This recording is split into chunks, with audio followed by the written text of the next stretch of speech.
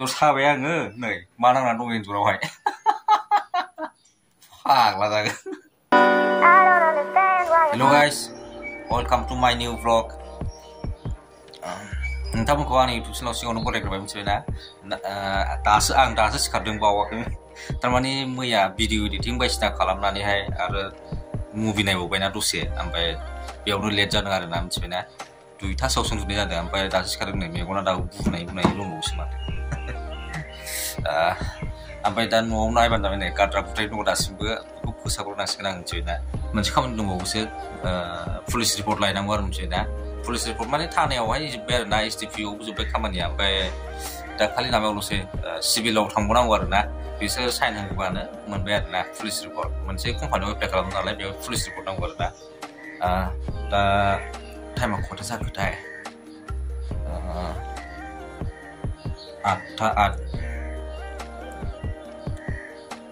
8:08 जाबाय टाइमा दा। ओमफ्राय र' आं बेखौ फोसाबग्रोनो मिथिबायना। ओंखाम संग्राया मा अबस्था जानानै हारसिंसो न'आवहाय ओंखाम संग्राया लाइनबो गैया मिथिबायना। लाइना मैया हरनिफ्रायनो गैया, मैया जानाय सुवाखै। दाउदै एवना जानांसिगोन, दाउदै एवना जानानै थांनांसिगोन। लाइनबो गैया, ओंखायनो खोमसि नुदों मिथिबायना। आरो नै गाद्रा गुद्रा फुरा गाद्रा गुद्रा दंजोबो। बेखौ फोसाबग्रोनांसिगोन आं। फोसाबखांनायनि उनावहाय र' लाइन होनो इनभार्टार, फिसा इनभार्टार दं मिथिबायना। आखाइजों बानायनाय इनभार्टार दङ नै, लोगो बानायना हरनाय मिथिबायना। ओरैबायदि सुबिदा, ओरैबायदि मोजांना। लाइन थांबा नोङो बेखौ होनो हागोन आरोना, बाल्ब मोननै मोनथाम सावनो हागोन। बे आखाइजोंनो बानायनाय, बांद्राय खरसा थाङा बेवहाय बानायोबा आरोना। ओरैनोथ' आं बानायनायाव ओरैनोसो बानायना हरदों, फैसा लायाखै। खिन्थु बानायबाबो बारा खरसा थाङा आरोना, 3-4 हाजार थांगोन खोमालाय आखाइजों बानायनाय। मैया हरनिफ्राय लाइन गैया, 2-3निफ्राय लाइन गैया मैया। नैबेनो इनभार्टारानो, थारमाने बेयो पावार कन्ट्रल नामा। ओमफ्राय नैबे जिनिसा जाहैबाय कम्पिउटाराव दालाय मोनसे UPS थाया होमबा, पावार कन्ट्रल खालामग्राया। बेखौनो बेयो बख'नानै सिङाव जे बेबायदि थायोना, बे UPS नामा, बेनि सिङाव बेबायदि थायो मिथिबायना।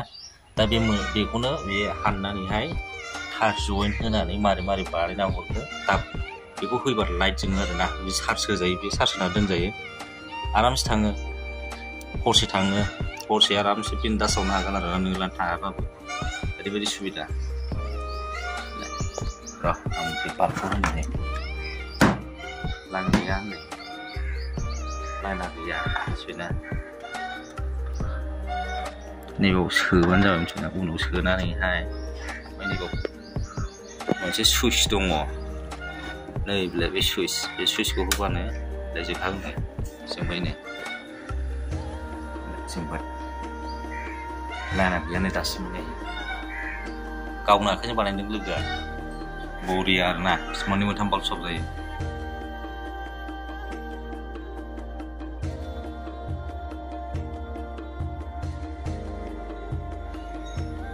आंथ' बे जोनोमाव नोंखौ मोननाय नंला, नोंखौनो लोगो मोनफिनथों। फोसाबखांबाय आं मिथिबायना, फोसाबनायाथ'। ओमफ्राय दा टाइमा जाथ'वाखै, दुगैनानैहाय 8:15 जादों दाबो। ओमफ्राय दुगैनानैहाय अफिसाव थांनांसिगोन मिथिबायना। आरो 28 थारिखआवबो हाहैथारनो दं मिथिबायना। बिनि थाखाय नोंथांमोना आंखौ अननानै बिस खालामबानो जाबाय मिथिबायना। साख्रिया आंनि थाखाय जोबोद इम्परटेन्टथार। आं नङाबा गैला, राहा गैला। नामा खालथाब बुंबाय मिथिबायना। एन्जर सादोंमोन आङो, एन्जरा फुरा डिस्टार्ब खालामो मिथिबायना।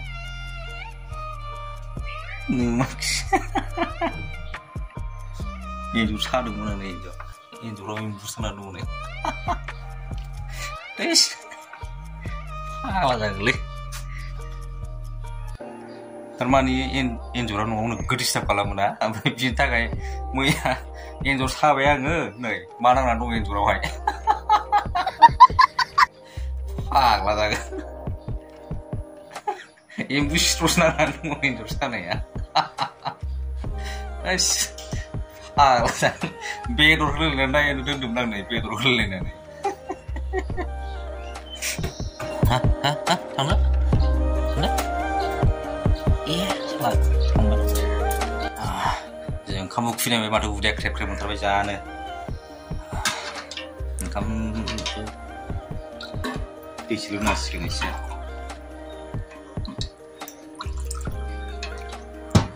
ओंखाम उखैनाय ख्रेब ख्रेबनो दखानाव थांनांसिगोन एसे बायसिना जालु जाला खालामनांसिगोन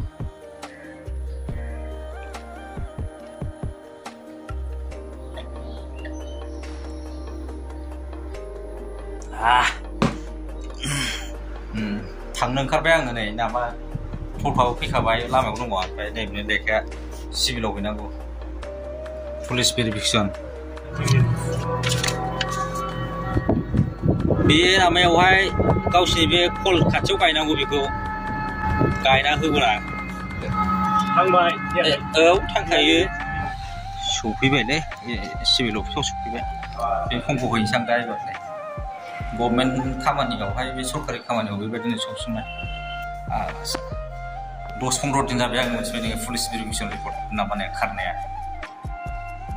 नामा फार्स्टआव फैबाय कर्टआवहाय कर्टनिफ्रायहाय साइन टाइम लानानैहाय सिभिलाव हाबबाय बेयावबो सानसे जाखाबाय सिगनेसारखौ सानसे गथायाखिसै बिनिफ्राय आरो थानायाव थांबाय थानायावबो साननै ना सानथाम जाहैबाय मानसियानो गैया जोंनो ओमफ्रायहाय बिनि उनाव आरो एसडिपि अफिसाव हाबबाय बेयावथ' फार्स्टआव थांनायावहाय बिदिनो साननै लाबाय आरोना साइन होनायावहाय लायनायजों साइन होनायजों ओमफ्राय बिनि उनाव आरो थानायाव फैबाय थानायाव फैनानैहाय ओमफ्राय आरो माबायाव बे एसडिपि अफिसाव लांफिनबावनांगौ आरोना आरो बेवहाय नोङो साननै जालायबाय ओमफ्राय दा नै दाबो बाव होफैलायबाय सिभिलावहाय साइन नांगौना ओमफ्राय बेयावबो नै दा 12थानि उनावसो जागोन होनना बुंलाय मानसिया बुंखायो ओमफ्राय साइनखौनो होआ मोनसे ओरैबायदि लेट खालामनोसै बाथौनि गेजेरजों जिखुनु जाया होबाय आङो फुंखौहाय दा 12थायाव लिंहरबाय आरोना पासपर्ट गांसे लानानै बांद्राय गोबाव खालामला आं बे भिडिअखौ मिथिबायना मानो होनबा बरिंबो जायो नङा होमबा गोबाव खालामोबा फार्स्ट टाइमावहाय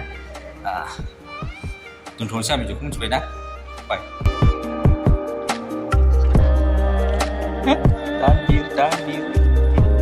दानबिरनि ओंखाम दंनायलै समबाराव दानबिरनि ओंखाम दंना बेदर जानांगौ दानबिरनि